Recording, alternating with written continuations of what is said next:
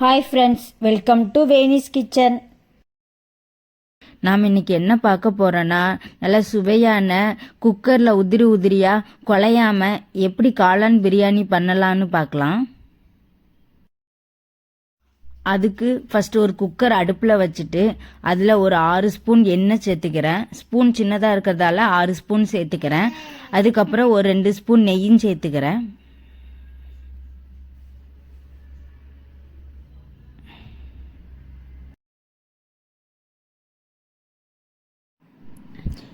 எண்ணெயும் நெய்யும் நல்லா சூடாகட்டும்.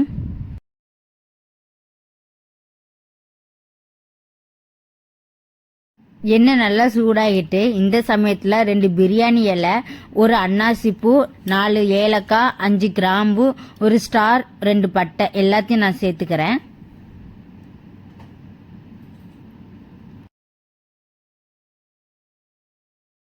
அதுக்கப்புறமா ஒரு பெரிய சைஸ் வெங்காயத்தை நீள நீளமாக கட் பண்ணி வச்சுருக்கேன். அதை இந்த சமயத்தில் நம்ம சேர்த்துக்கலாம்.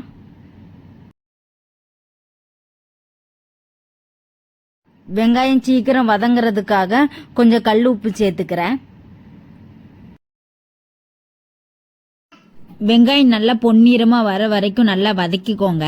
அப்போ தான் பிரியாணி நல்லா டேஸ்ட்டாக இருக்கும். ஒரு மீடியம் சைஸ் மிளகாவை 2 துண்டாக கட் பண்ணி வச்சுருக்கேன். அதை நம்ம இப்போ சேர்த்துக்கலாம். பாருங்கள், வெங்காயம் நல்லா பொன்னிறமாக வதங்கிட்டு இந்த சமயத்தில் ஒரு பெரிய ஸ்பூன் அளவுக்கு இஞ்சி பூண்டு பேஸ்ட்டு சேர்த்துக்கிறேன். அதோட பச்சை வாசனை போகிற வரைக்கும் ஒரு 2 நிமிஷம் நல்லா வதக்கிக்கலாம். 2 நிமிஷம் நல்லா வதக்குனதும் 2 மீடியம் சைஸ் தக்காளியை சின்ன சின்னதாக கட் பண்ணி வச்சுருக்கேன். அதை நம்ம இப்போ நல்லா சேர்த்துக்கலாம். தக்காளி நல்லா வதக்கிக்கோங்க, அப்போ தான் நல்லா டேஸ்ட்டாக இருக்கும். அதுக்கப்புறம் என் கை சைஸுக்கு கொத்தமல்லியும் புதினாவும் நல்லா வாஷ் பண்ணி சின்ன சின்னதாக கட் பண்ணி வச்சுருக்கேன். அதை நம்ம இந்த சமயத்தில் சேர்த்துக்கலாம். இந்த சமயத்தில் நீங்கள் சேர்த்திங்கன்னா நல்ல ஒரு ஃப்ளேவர் கிடைக்கும்.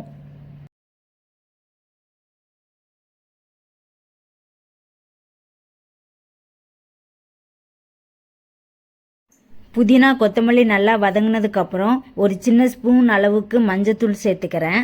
அதுக்கப்புறம் 1 ஸ்பூன் அளவுக்கு பிரியாணி மசாலா, அதுக்கப்புறம் 2 ஸ்பூன் அளவுக்கு கொத்தமல்லி தூள் சேர்த்துக்கிறேன்.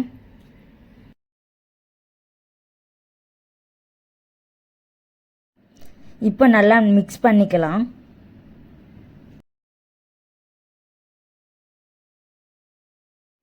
அப்புறமா 1/4 கப் அளவுக்கு தயிர் சேர்த்துக்கிறேன். அப்புறம் 1 ஸ்பூன் அளவுக்கு மிளகாய்த்தூள் சேர்த்துக்கிறேன்.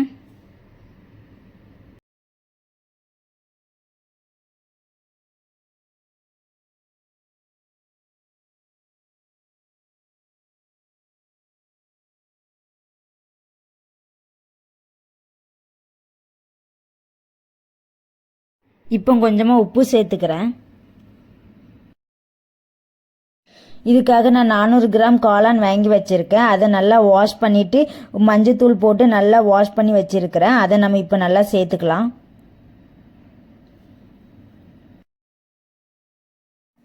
மஞ்சத்தூள் போட்டு வாஷ் பண்ணிங்கன்னா ஸ்மெல் இருக்காது, அதுக்காக தான். இப்போ நல்லா வதக்கிக்கலாம்.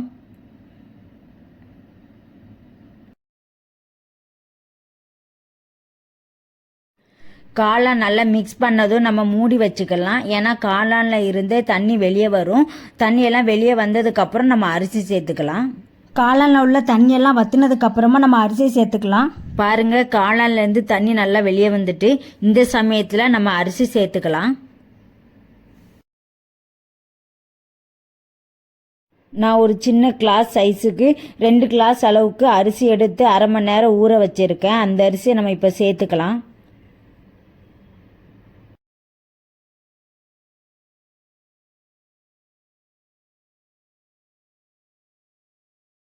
அரிசி கிரேவியோட நல்லா மிக்ஸ் பண்ணிக்கோங்க. ரொம்ப கிண்ட வேண்டாம், அரிசி உடஞ்சிரும். ஏன்னா இது பாஸ்மதி ரைஸு. 1 கப் அரிசிக்கு 1.5 கப் தண்ணி வச்சு 2 கப் அரிசிக்கு 3 கப் தண்ணி நான் இப்போ சேர்த்துக்கிறேன். அப்புறமா ஒரு பாதி சைஸ் எலுமிச்சம் பழத்தை நல்லா பிழிஞ்சு விட்டுக்கலாம்.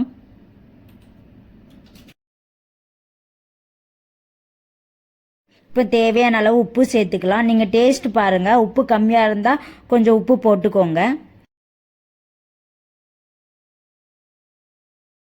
கடைசியாக ஒரு 2 ஸ்பூன் நெய் சேர்த்துட்டு நல்லா மிக்ஸ் பண்ணிவிட்டு மூடி வச்சுருங்க. 2 விசில் வர வரைக்கும் நல்லா மூடி வச்சுருங்க.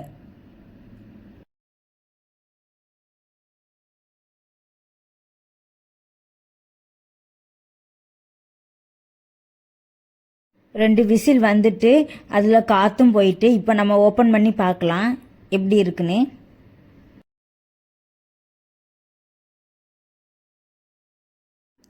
பாருங்க, பிரியாணி குலையாமல் நல்லா உதிரி உதிரியாக அழகாக வெந்திருக்கு.